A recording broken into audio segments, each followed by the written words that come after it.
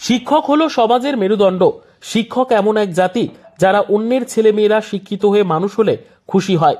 প্রতি বছর সকল ছাত্রছাত্রীরা তাদের শিক্ষক শিক্ষিকার জন্য পালন করে থাকেন শিক্ষক দিবস।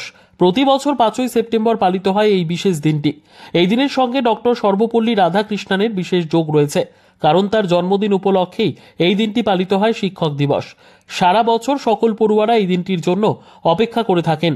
তিনি ছাত্রদের প্রকৃত শিক্ষার জন্য অনেক অবদান রেখে গেছেন। খোয়াই মহকুমা ভিত্তিক 63তম শিক্ষক দিবস উপলক্ষে মূল অনুষ্ঠানটি আয়োজিত হয় খোয়াই পুরাতন টাউন হলে।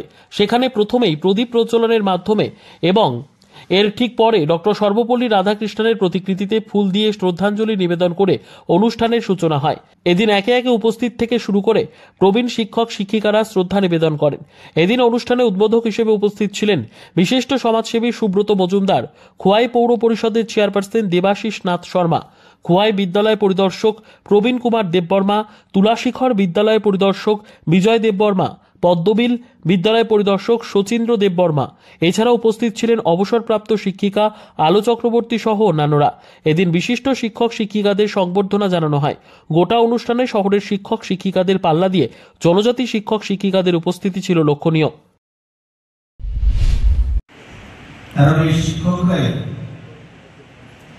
আমাদের যে মানব সম্পদের সঠিক দিশা দেখানো, সে দায়িত্বটা পালন করে থাকে। আমরা জানি আমাদের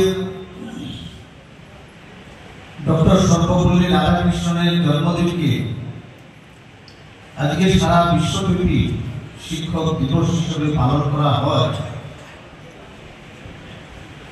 উনি যেভাবে আমাদের সমাজকে প্রেরণা দিয়ে গেছেন, যেভাবে ছাত্র সমাজকে অনুপ্রেরণা জুগিয়েছে, যেভাবে এই দেশকে নেতৃত্ব দিয়েছেন, এইরকম বিরল ব্যক্তিত্ব সম্পন্ন মানুষ শুধু ভারতবর্ষ নয়, পৃথিবীতে বিরল।